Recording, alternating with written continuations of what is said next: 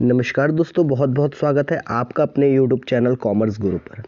So friends, ये हमारी final account की 6th नंबर की वीडियो है और आज इस वीडियो में हम बात करने वाले हैं completely profit and loss account के बारे में। तो चलिए जल्दी से शुरू करते हैं फाइनल अकाउंट में प्रॉफिट एंड लॉस अकाउंट के कंसेप्ट को। तो जैसा कि प्रॉफिट एंड लॉस अकाउंट ये एक अकाउंट है और कौन से टाइप का अकाउंट है, अगर मैं टाइप्स ऑफ अकाउंट की बात करूँ तो ये होता है नॉमिनल अकाउंट। नॉमिनल अकाउंट मतलब ही हम प्रॉफिट एंड लॉस अकाउंट में सिर्फ और सिर्फ एक्सपेंसेस और इनकम की बातें करेंगे। सिर्फ और सिर्फ हम एक्सपेंसेस एंड इनकम की बातें करेंगे। अब आप सोचोगे कि भाई हमने तो ट्रेडिंग अकाउंट भी पढ़ा था, हमने ट्रेडिंग अकाउंट में भी एक्सपेंसेस और इनकम की बातें किए थे, ट्रेडिंग अकाउंट भी नॉमिनल अकाउंट होता है, तो फिर फ़र्क क्या है? ट्रेडिंग अकाउंट और प्रॉफिट एंड लॉस अकाउंट में डिफरेंस क्या है? अगर हम बात करें दोनों के डिफरेंसेस की, तो दोनों में डिफरेंसेस क्या है? तो दोनों में मेन डिफरेंस, कोर डिफरेंस आपको वन बाय वन बताते हुए चलता हूँ। अगर हम बात करें ट्रेडिंग अकाउंट की, तो ट्रेडिंग अकाउंट में जो एक्सपेंसेस होते हैं या जो इनकम होती है वो सारी की सारी डायरेक्ट नेचर की होती है। कैसे होती है? डायरेक्ट नेचर की। और अगर हम बात करें प्रॉफिट एंड लॉस अकाउंट की, तो यहाँ जितने भी एक्सपेंसेस या इनकम आएंगे सारे के सारे इनडायरेक्ट नेचर के होंगे। कैसे होंगे? इनडायरेक्ट नेचर के। उसके अलावा हमें जो ट्रेडिंग अकाउंट से आउटपुट मिलता है वो या तो ग्रॉस प्रॉफिट होगा या तो ग्रॉस लॉस होगा, जबकि प्रॉफिट एंड लॉस से हमें जो आउटपुट मिलेगा वो net profit and net loss होगा। उसके अलावा अगर हम और बात करें, और डिफरेंसेस की बात करें, तो जो ट्रेडिंग अकाउंट है, ट्रेडिंग अकाउंट में हमें जो भी बिजनेस के परचेज से रिलेटेड, उसके अलावा मैन्युफैक्चरिंग या फिर प्रोडक्शन से रिलेटेड खर्चे हमें देखने को मिलते हैं।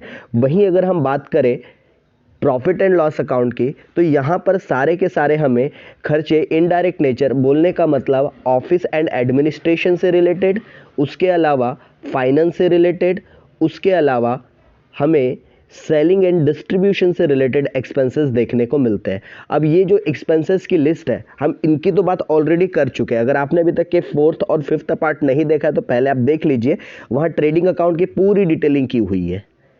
अच्छा, और अगर हम बात करें प्रॉफिट एंड लॉस में, तो प्रॉफिट एंड लॉस में जितने हमारे एक्सपेंसेस रेवेन्यू नेचर के जो ट्रेडिंग में कवर नहीं हो पाए हैं वो सारे के सारे प्रॉफिट एंड लॉस अकाउंट में कवर हो जाते हैं। मतलब प्रॉफिट एंड लॉस अकाउंट सारे हर एक टाइप के इनडायरेक्ट एक्सपेंसेस के लिए बना हुआ है। फिर चाहे बात इनकम की हो चाहे एक्सपेंसेस की हो, दोनों ही इनडायरेक्ट नेचर की चीज़ें यहाँ पर कंसिडर की जाती है। चलिए आगे बढ़ते हैं। अब वन बाय वन हम समझना शुरू करते हैं इस कंसेप्ट को प्रॉफिट एंड लॉस अकाउंट के। तो बेसिकली जो प्रॉफिट एंड लॉस अकाउंट है ये बहुत एक इंपॉर्टेंट अकाउंट है हमारे फाइनल अकाउंट इस पर्टिकुलर प्रोसेस का। This is the main account of final account which gives the final working result. ये हमें एक्चुअल हमारी एक्चुअल प्रॉफिटेबिलिटी बताता है। प्रॉफिट एंड लॉस अकाउंट से हम एक्चुअली अपना बिजनेस का net profit and net loss find out कर सकते हैं कि एक्चुअल हमारे बिजनेस में कितना प्रॉफिट एंड कितना लॉस हुआ है। इन चीज़ों को हम आइडेंटिफाई कर सकते हैं। आगे बढ़ते हैं। It is prepared on the basis of indirect expenses. ये बात हम ऑलरेडी पहले भी कर चुके हैं कि जो प्रॉफिट एंड लॉस अकाउंट बनाए जाते हैं वो इनडायरेक्ट एक्सपेंसेस के लिए एंड इनडायरेक्ट इनकम के लिए बनाए जाते हैं of the business concern. Business के जो भी इनडायरेक्ट इनकम या इनडायरेक्ट एक्सपेंसेस होंगे उनके लिए बनाए जाते हैं। और जो basically profit and loss account जो हम बनाते हैं, यहाँ से हमें क्या मिलता है? To a certain net profit and net loss. ये सारी बातें हम ऑलरेडी कर चुके हैं। हम जो डेबिट साइड में अपीयर करेंगे प्रॉफिट एंड लॉस के, वो रहेंगे सारे के सारे एक्सपेंसेस, इनडायरेक्ट नेचर के एक्सपेंसेस। जैसे कि वो एक्सपेंसेस हो सकते हैं आपके एडमिनिस्ट्रेटिव से रिलेटेड हो सकता है फाइनेंस से रिलेटेड हो सकता है सेलिंग एंड डिस्ट्रीब्यूशन से रिलेटेड हो। ये जो मेन 3 अलग अलग कैटेगरी है, एडमिनिस्ट्रेटिव, फाइनेंशियल या फिर सेलिंग एंड डिस्ट्रीब्यूशन, तो इनके ऊपर भी हम डिटेल में डिस्कशन करेंगे कि किस तरीके से इन एक्सपेंसेस के अंदर सब एक्सपेंसेस आते हैं। अच्छा, और बात करें अब क्रेडिट साइड की, तो क्रेडिट साइड मतलब इनकम साइड, तो हम क्रेडिट साइड में प्रॉफिट एंड लॉस अकाउंट के क्या लिखेंगे, सारे के सारे इनडायरेक्ट इनकम, जैसे कि कमीशन मिल जाना, रेंट मिल जाना, डिस्काउंट मिल जाना, कोई ओल्ड न्यूज़पेपर बेच दिया आपने, कोई ओल्ड स्क्रैप्ड, जो कोई भी प्रोडक्ट, कोई भी आपका सामान उसका स्क्रैप्ड था, वो स्क्रैप्ड आपने बेच दिया, तो ये सारी आपकी इनडायरेक्ट नेचर की इनकम है जो डायरेक्ट बिजनेस एक्टिविटी की वजह से नहीं आ रही है, बट हाँ कनेक्टेड है हमारे बिजनेस से। उसके अलावा अगर हम बात करें क्रेडिट साइड में, अगर हमारी बैलेंसिंग का अगर बात आएगी, अगर हम जब डेबिट और क्रेडिट इनका बैलेंसिंग करेंगे, क्रेडिट साइड में सारे के सारे क्या है, इनकम। अगर इनकम ज़्यादा होगी, आप सभी को पता है अच्छे से, अगर इनकम की टोटल ज़्यादा होगी तो हमें क्या मिल जाएगा, नेट प्रॉफिट। अगर इनकम की टोटल ज़्यादा होगी तो हमें क्या मिल जाएगा, नेट प्रॉफिट। लेकिन मैं सिचुएशन को अपोजिट कर दूं, अगर मैं बात करूं डेबिट और क्रेडिट, अगर मैं बात करूं डेबिट साइड की, तो डेबिट साइड हमारा एक्सपेंसेस साइड होता है, और अगर एक्सपेंसेस की टोटल ज़्यादा आ रही है तो फिर आपको बैलेंसिंग फिगर क्या मिलेगा, नेट लॉस। तो आपको बैलेंसिंग फिगर क्या मिलेगा, नेट लॉस। तो इस तरीके से आपको प्रॉफिट एंड लॉस अकाउंट से बैलेंसिंग फिगर नेट प्रॉफिट या तो नेट लॉस मिल सकता है।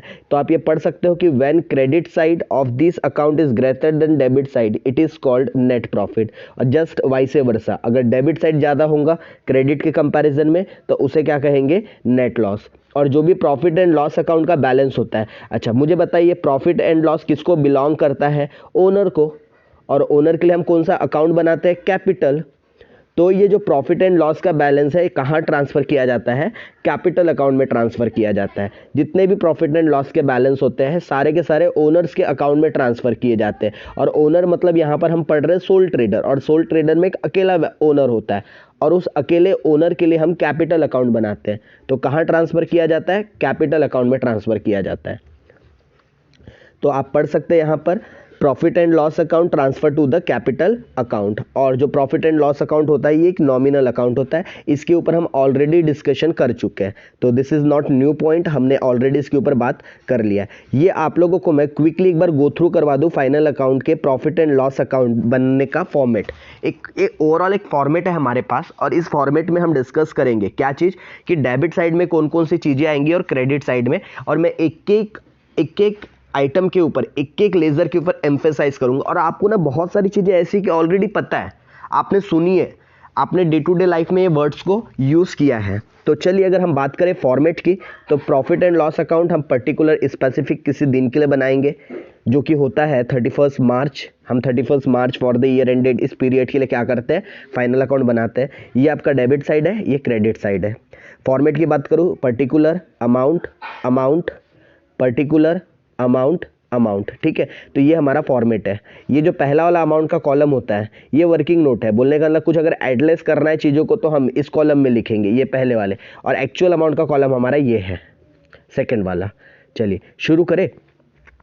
ये सबसे पहले सर ये क्या लिखा है, ग्रॉस टू ग्रॉस लॉस, ये टू ग्रॉस लॉस, और ये बाय ग्रॉस प्रॉफिट। तो जो हमने ट्रेडिंग अकाउंट सीखा था, हमने देखा था 4th और 5th पार्ट में, और हम लोगों ने एक इसके ऊपर 6th पार्ट में क्वेश्चन भी सॉल्व किया था। अगर आपने 6th पार्ट का क्वेश्चन सॉल्व नहीं किया तो पहले एक बार आप 6th पार्ट से क्वेश्चन को सॉल्व कीजिए, ठीक है। तो हम लोगों ने बात किस चीज़ की किए थे, एक क्वेश्चन की भी बात किए थे, कि हम लोगों ने क्वेश्चन भी डिस्कस किया हुआ है इसके ऊपर, सॉरी 5th पार्ट में हमने क्वेश्चन डिस्कस किया हुआ है, तो वो क्वेश्चंस भी आप एक बार गो थ्रू कर सकते हैं। तो हमारे पास ट्रेडिंग अकाउंट से आइदर लॉस आया होगा या तो प्रॉफिट आया होगा। अगर लॉस आया होगा तो उसे हम प्रॉफिट एंड लॉस के डेबिट साइड में ट्रांसफर कर देते हैं, और अगर प्रॉफिट आया होगा तो हम प्रॉफिट एंड लॉस अकाउंट के क्रेडिट साइड में ट्रांसफर कर देते हैं। तो ये बैलेंस कहाँ से आएगा, ट्रेडिंग अकाउंट से। उसके अलावा अगर हम बात करें सैलरी एंड वेजेस की, आपको पता है सैलरी एंड वेजेस, सैलरी मैंने प्रीवियस पार्ट्स में भी कहा है कि सैलरी किसे मिलती है, वाइट कॉलर जॉब वालों को। मतलब सैलरी किसे मिलती है, जो एम्प्लॉई होते हैं, जो एम्प्लॉई होते हैं उसे सैलरी मिलती है। और ये एम्प्लॉई ऑफिस के पार्ट होते हैं, ऑफिस एंड एडमिनिस्ट्रेटिव का खर्चा होता है। ये किस चीज़ का खर्चा होता है, ऑफिस एंड एडमिनिस्ट्रेटिव का। जबकि सर यहाँ वेजेस क्यों लिखा है, वेजेस तो लेबर को दिया जाता है, और लेबर तो ट्रेडिंग अकाउंट में जाते हैं। हाँ लेकिन वेटेज को समझो, यहाँ सैलरी एंड वेजेस कहा है। सैलरी एंड वेजेस का मतलब यहाँ वेटेज सैलरी का ज़्यादा है। अगर ये वेजेस एंड सैलरी कहता ना तो हम ऐसा बोलते हैं कि इसमें वेजेस का वेटेज ज़्यादा है और फिर ट्रेडिंग में लिख देते। तो आपको ये वेटेज को समझना होगा, जिसका वेटेज ज़्यादा है उस वेटेज के हिसाब से उसको क्लासीफाई किया जाता है। अगर चीज़ वेजेस एंड सैलरी होती तो ट्रेडिंग में जाती, सैलरी एंड वेजेस है इसलिए प्रॉफिट एंड लॉस में आएगी। उसके अलावा अगर हम बात करें रेंट रेट्स एंड टैक्सेस की, आप सभी को पता है ऑफिसेस के रेंट रेट्स टैक्सेस हमें पे करने पड़ते हैं। उसके अलावा इंश्योरेंस, सामानों का, ऑफिस के एसेट्स का हमने इंश्योरेंस करवाया, ये भी खर्चा है। बैंक चार्जेस, अगर हमारा करंट अकाउंट है, हमारी सीसी लिमिट है, हमें बिजनेस के अकाउंट्स को मेंटेन करना है तो हमें बहुत सारे बैंक के चार्जेस देने पड़ेंगे, लाइक चेक के चार्जेस, डेबिट कार्ड के चार्जेस, क्रेडिट कार्ड के चार्जेस, एसएमएस चार्जेस, अकाउंट को मेंटेन करने के चार्जेस, इंस्पेक्शन के चार्जेस, डॉक्यूमेंटेशन वेरिफिकेशन के चार्जेस, तो कई सारे हमें चार्जेस पे करने पड़ते हैं। उसके अलावा अगर हम बात करें डिस्काउंट की, तो देखो अगर हमने बिजनेस में डिस्काउंट किसी को दिया है तो वो हमारे लिए क्या है, एक्सपेंसेस। डिस्काउंट अलाउ, किसी को डिस्काउंट देना। 100 रुपए की चीज़ थी, मैंने बोला कि काम कीजिए 95 में ले जाइए, 5 रुपए का आपके लिए डिस्काउंट है। तो अगर मैंने किसी को डिस्काउंट दिया है तो ये तो मेरे लिए एक्सपेंसेस हुआ ना, दैट्स वाई ये पीएल के डेबिट में आता है। ऑडिट फीस, जैसे जब फाइनेंशियल स्टेटमेंट बन जाते हैं, फाइनेंशियल स्टेटमेंट बनाने की जवाबदारी किसकी होती है, मैनेजमेंट की। मैनेजमेंट मतलब बिजनेस की, और ऑडिटर की रिस्पॉन्सिबिलिटी नहीं होती। ऑडिटर तो जो मैनेजमेंट ने, बिजनेस के मैनेजमेंट ने जो फाइनल अकाउंट, फाइनेंशियल स्टेटमेंट्स बनाए हैं उसको वेरीफाई करने का काम ऑडिटर करता है। ऑडिटर चेक करता है कि क्या उस फाइनेंशियल स्टेटमेंट में कोई गड़बड़ है, क्या अकाउंटिंग टूल्स में कोई गड़बड़ है, क्या अकाउंटिंग रिकॉर्ड्स में कोई गड़बड़ है। तो इन चीज़ों को एक ऑडिटर, एक चार्टर्ड अकाउंटेंट क्या करता है, वेरीफाई करता है और उसकी फीस लेता है। उस फीस को हम कहते हैं ऑडिट फीस। उसके अलावा हम बात करें डिप्रिसिएशन की, तो आपको पता है डिप्रिसिएशन क्या होता है। किसी भी फिक्स्ड एसेट्स का हम इस्तेमाल करते हैं तो जो भी इस्तेमाल करने की वजह से उनका वैल्यू रिडक्शन होता है, उनका क्या होता है, वैल्यू रिडक्शन। तो इस वैल्यू रिडक्शन को ही हम क्या कहते हैं, depreciation. Due to the wear and tear और ड्यू टू द यूजिंग हमारे फिक्स्ड एसेट्स की वैल्यूज क्या हो रही है, कम हो रही है। दैट्स वाई हम डेप्रिसिएशन को अपना एक्सपेंसेस मानते हैं। उसके अलावा अगर हम बात करें ट्रैवलिंग एक्सपेंसेस की, अगर मैं कोई ऑफिस के वर्क के लिए ट्रैवलिंग कर रहा हूँ तो ये ट्रैवलिंग एक्सपेंसेस के खर्चे हमारे कहीं ना कहीं ऑफिस एडमिनिस्ट्रेटिव से रिलेटेड है, या इसे कुछ लोग सेलिंग एंड डिस्ट्रीब्यूशन भी मान सकते हैं अगर ये ट्रैवलिंग का खर्चा हमारे सेल्स के लिए हो रहा है तो। एडवर्टीजमेंट, एडवर्टीजमेंट भी आपको पता है ये भी हमारा एक सेल्स का पार्ट है। अगर मैं जब तक एडवर्टीजमेंट करूंगा नहीं, मेरे प्रोडक्ट की बिक्री बढ़ेगी नहीं। अब अच्छे जितने भी प्रोडक्ट देख लो ना, आप किसी भी प्रोडक्ट की बात कर लो, कोका कोला, आज भी कोका कोला इतनी बड़ी ब्रांड है और इतनी पुरानी ब्रांड है, आज भी एडवर्टीजमेंट करती है। आज भी पार्ले एडवर्टीजमेंट करता है, क्यों करता है, तो बहुत पुराने ब्रांड से फिर भी एडवर्टीजमेंट क्यों कर रहा है, तो बिना एडवर्टीजमेंट के हम अपने सेलिंग को इंक्रीज नहीं कर सकते। तनिष्का ज्वेलर्स कितनी बड़ी ब्रांड है, कितनी बड़ी ज्वेलरी की कंपनी है, बट स्टिल वो अभी भी क्या करती है, एडवर्टीजमेंट करती है। तो आप किसी को भी देख लो, आप किसी को भी देख लो, बिना एडवर्टीजमेंट के वो अपने रेवेन्यूज को, अपने सेल्स को इंक्रीज नहीं कर सकते। तो एडवर्टीजमेंट करना हमारे सेलिंग एंड डिस्ट्रीब्यूशन का एक पार्ट है। उसके अलावा प्रिंटिंग एंड स्टेशनरी, ये भी हमारे ऑफिस एंड एडमिनिस्ट्रेटिव का एक इंपॉर्टेंट एलिमेंट है, इंपॉर्टेंट पार्ट है। इंटरेस्ट, अगर हम ब्याज पे कर रहे हैं, सर ब्याज किसको पे करेंगे, ऑब्वियस है मैंने बैंक से कोई लोन लिया होगा, मैंने बैंक से बिजनेस के लिए कोई लोन लिया होगा, हो सकता है बैंक से नहीं लिया होगा, किसी अदर फाइनेंशियल इंस्टीट्यूशन से ले लिया होगा, तो उनको हमें क्या करना है, या मैंने हो सकता है प्राइवेट लोगों से किसी से ब्याज ले लिया होगा, तो हम ब्याज पेड कर रहे हैं, तो ये हमारे लिए क्या है, एक्सपेंसेस है। उसके अलावा अगर हम बात करें loss by fire, loss by theft, आग लग गई या फिर चोरी हो गई, तो आग लगने या चोरी होने की वजह से भी तो हमारे पास से नुकसान हो रहा है। उसके अलावा पैकिंग एक्सपेंसेस, अब आप कहेंगे सर आपने जब ट्रेडिंग अकाउंट पढ़ाया था ना वहाँ भी पैकिंग एक्सपेंसेस आया था। हाँ, मैंने उस समय भी आपको समझाया था और मैं आज भी आपको समझा रहा हूँ कि पैकिंग एक्सपेंसेस दो टाइप के होते हैं, एक प्राइमरी पैकिंग होता है और एक सेकेंडरी पैकिंग होता है। जो प्राइमरी पैकिंग होता है वो ट्रेडिंग अकाउंट में जाता है क्योंकि वो बेसिक पैकिंग का लगने वाला कॉस्ट है, और सेकेंडरी पैकिंग होता है गुड्स को सेफ रखने के लिए हम पैकिंग कर रहे हैं, तो सेकेंडरी पैकिंग जाता है प्रॉफिट एंड लॉस अकाउंट में। सर एग्जांपल मैं फिर से रिपीट करूंगा, वही एग्जांपल जो मैंने आप लोगों को प्रीवियसली ऑलरेडी समझा चुका है। अगर आप लोगों ने वो वीडियोस के पार्ट नहीं देखे तो प्लीज़ मेरी रिक्वेस्ट है आप पहले उन पार्ट्स को देख लीजिए। प्राइमरी का मतलब होता है, जैसे मैं बात कर रहा हूँ मेरा ऑयल का बिजनेस है, मेरा काय का बिजनेस है, ऑयल का। अब देखो मुझे ऑयल बेचना है तो मुझे प्राइमरी पैकिंग तो करना ही पड़ेगा, चाहे वो पैकिंग में काय में करूँ, 1 लीटर वाले 5 लीटर वाले पैकेट्स में या फिर कैन में करूँ, मैं कैसे भी कर सकता हूँ, ठीक है। चाहे मैं पैकेट्स में कर सकता हूँ, चाहे कैंस में कर सकता हूँ, तो या फिर मैं टीन में कर सकता हूँ। तो ये जो मेरी पैकिंग हो रही है, दिस इज प्राइमरी पैकिंग। क्यों? क्योंकि बिना ऑयल को यहाँ पैक किए हम सेल नहीं कर सकते। तो this is my primary packing. ये प्राइमरी पैकिंग का खर्चा जाएगा ट्रेडिंग में।